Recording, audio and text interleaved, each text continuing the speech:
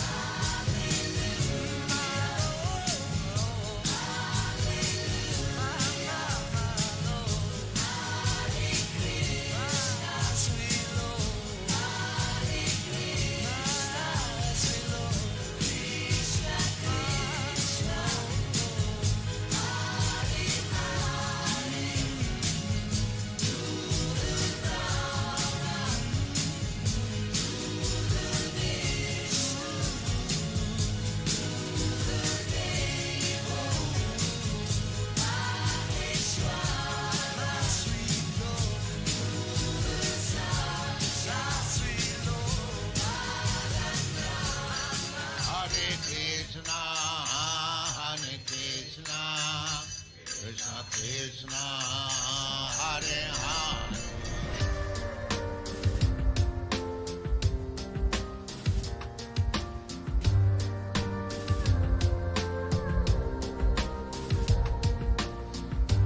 You are not this body that you are inhabiting.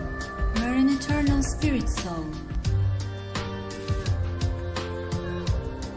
Every living entity, including you, is an individual, eternal, spirit soul.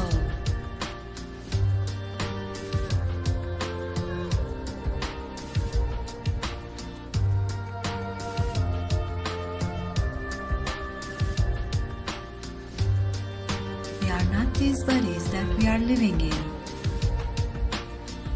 We are eternal, spiritual, living entities. Our material bodies are changing at every moment, manifesting first as an embryo,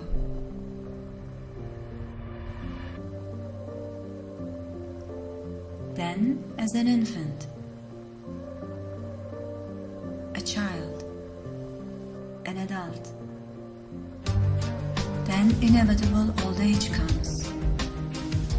The soul leaves the body, then takes another body.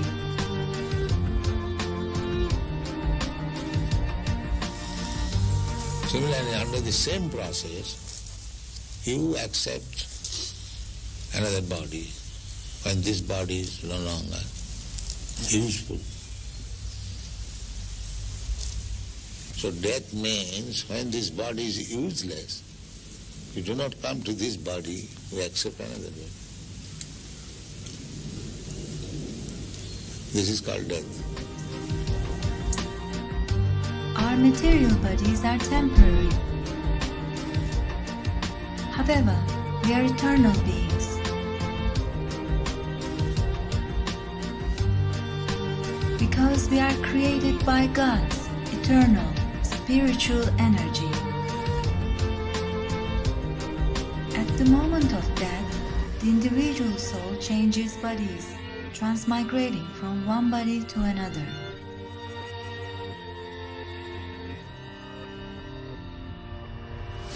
But the soul remains always unaffected by these bodily changes. Also, the animals are spirit souls just like humans. Only we have a different type of body. They have an animal body, while we have a human body.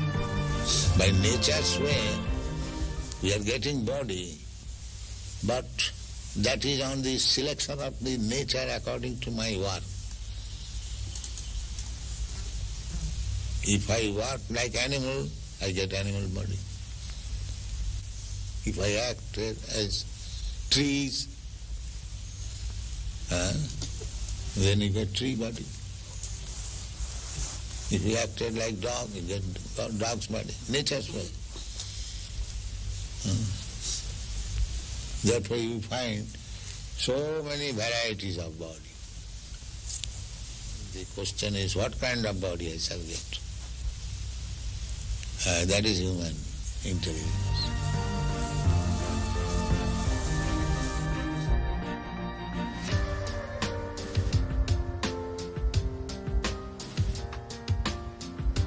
The living being is eternal by nature, but due to his bondage in the material existence, he has to change the body from one to another.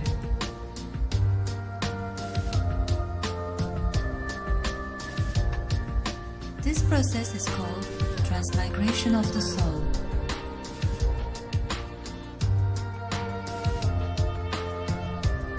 The cycle of birth and death is very painful for us, because naturally we are eternal.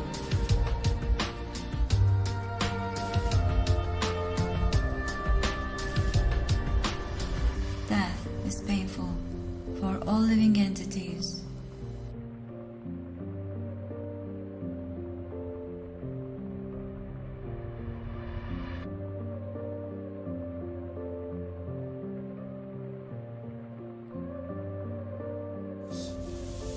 The soul is eternal. Therefore, a sober man should think, why should I change my body? Why this trouble I shall take? That is human sense. If I am eternal, why not my eternal body? Eternal existence, why shall I die? This is human sense. When we get the chance for human life, it is a chance to get free from the laws of karma, a most precious chance to be liberated from the painful, continuous cycle of birth and death. It is a chance to realize our blissful, eternal, spiritual body near God. All of our devotional activities for the Supreme Lord will bring us eternal happiness.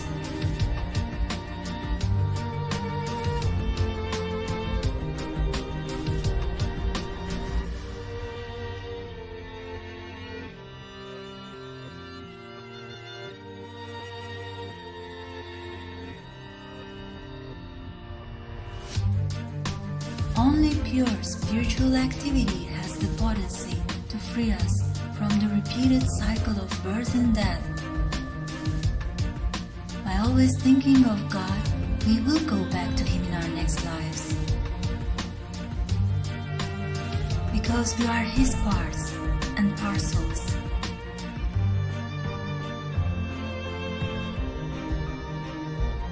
Because the ultimate goal is God.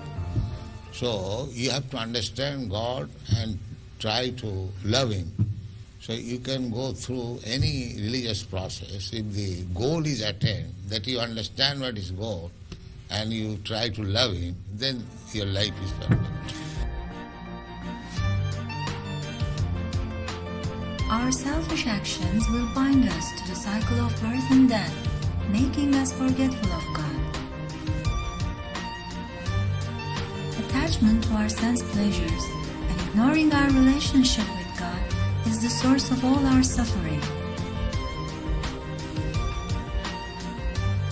Yes, we have free will to make our own choices, but we have to accept the painful reactions of our actions. In this material world, all sense enjoyment is temporary. As spiritual eternal beings, we can find satisfaction only with eternal, spiritual, and perfect love. Not knowing our true nature, we are trying to enjoy the temporary and illusory material energy. We imprison ourselves by sense activities like intoxication, speculation, gambling, and illicit sex. We choose to numb our consciousness with computer games and media instead of meditating on our existence. We allow the media to condition our minds into identifying ourselves as material bodies when we are not. This ignorance causes continuous unsatisfaction of the soul, and we can't understand why we are not happy. Authorized violence and meat-eating covers up our mercy, the very essence of being human. One who desires to eat flesh of the other creatures lives in misery when he takes his future birth and cannot enter the celestial abode. So you may love humanity, but because you do not love Krishna, therefore do not love the cows, you send them later on. So your love will remain defective. It will never be complete.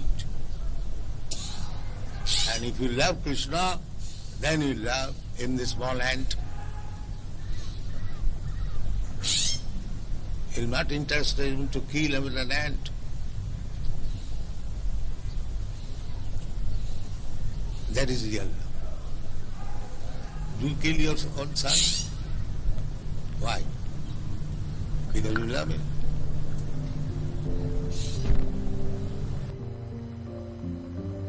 We let animals suffer greatly for our own pleasure and greed.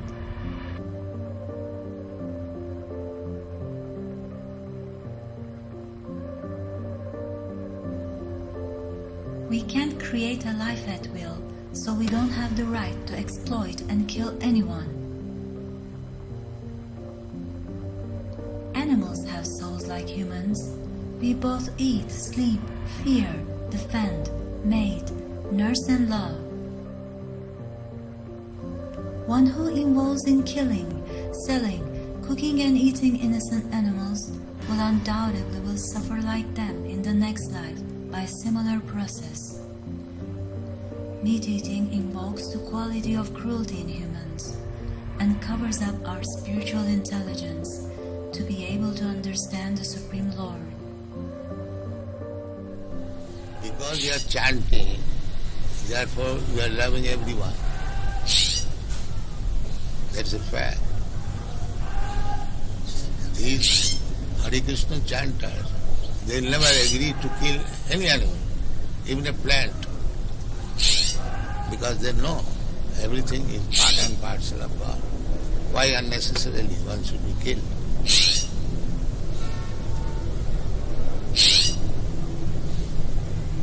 That is love.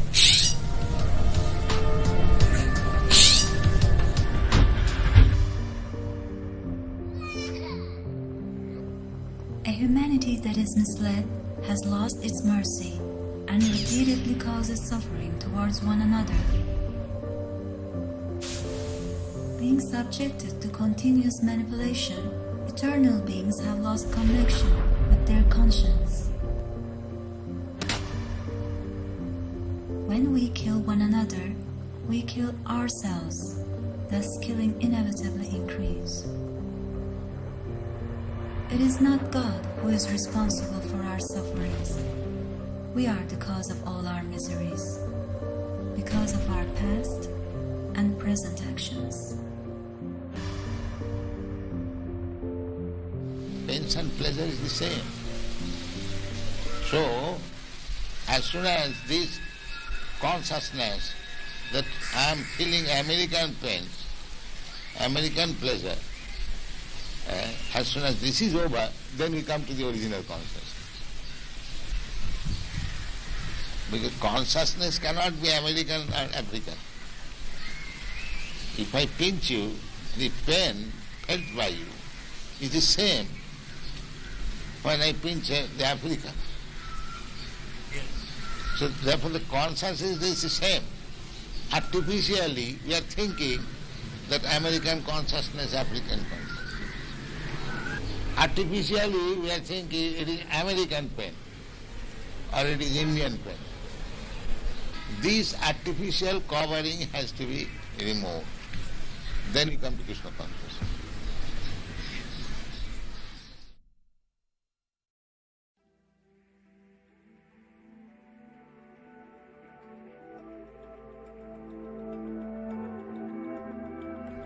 The perfection of our eternal lives is to see ourselves and God, Krishna, within our hearts.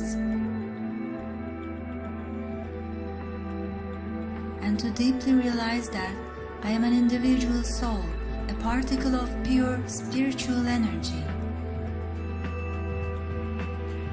The perfection of our existence is to realize that we have an eternal, unique relationship with Krishna. Intelligent persons seek to do work which will free them from the reactions of their actions. The intelligent man submissively inquires from a self-realized soul and humbly renders service unto him.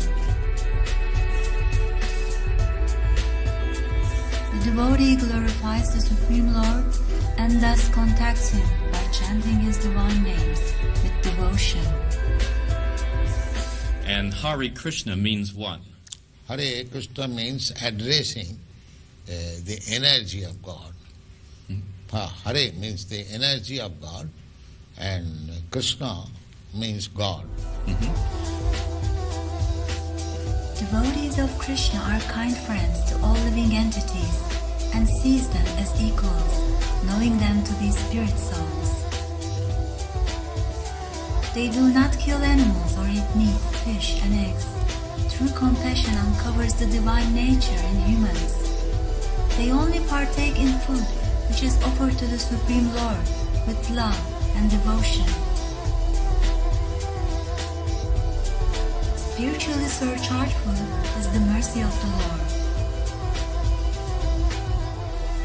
It purifies our consciousness and allows us to remain free from accumulating bad karma. A devotee distributes offered food to society and to those who are in need.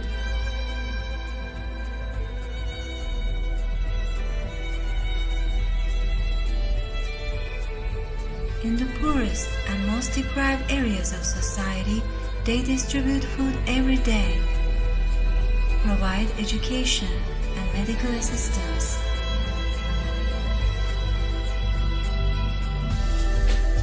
They are changing thousands of lives by giving them a future.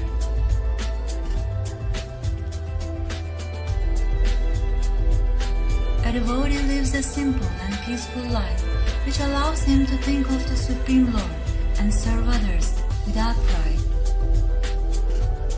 Lives without violence, lust, hate, anger, envy, intoxication, speculation, illicit sex, and gambling. They raise God-conscious children for the welfare of society and to serve the Lord.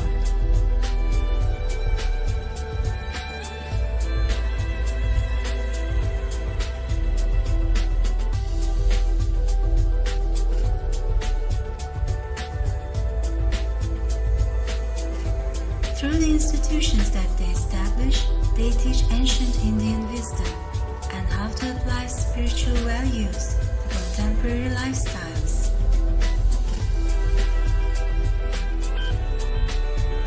They use their creativity and talents to glorify and to please the Supreme Lord, Shri Krishna.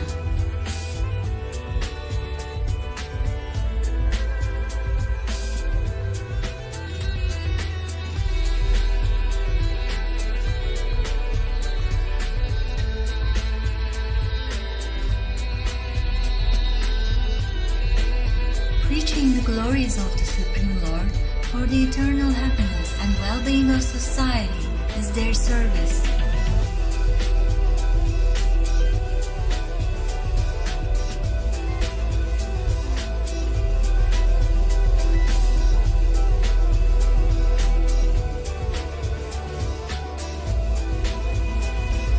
Through the chanting of the holy name, we reach the perfection of life by attaining love of Godhead.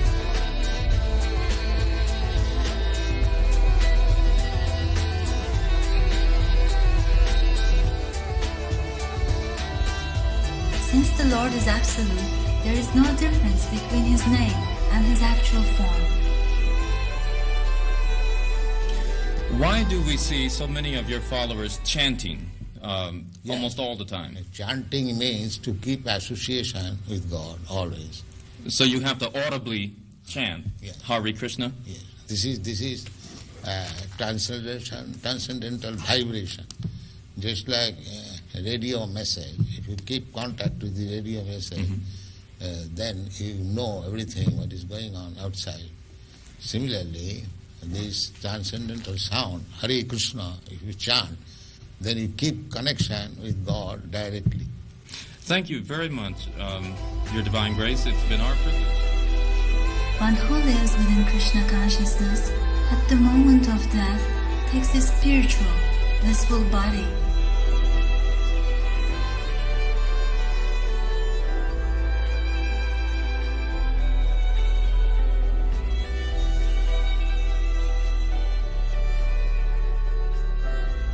Frees himself from the painful cycle of birth and death, never returning to the material world again, and sees the Lord face to face.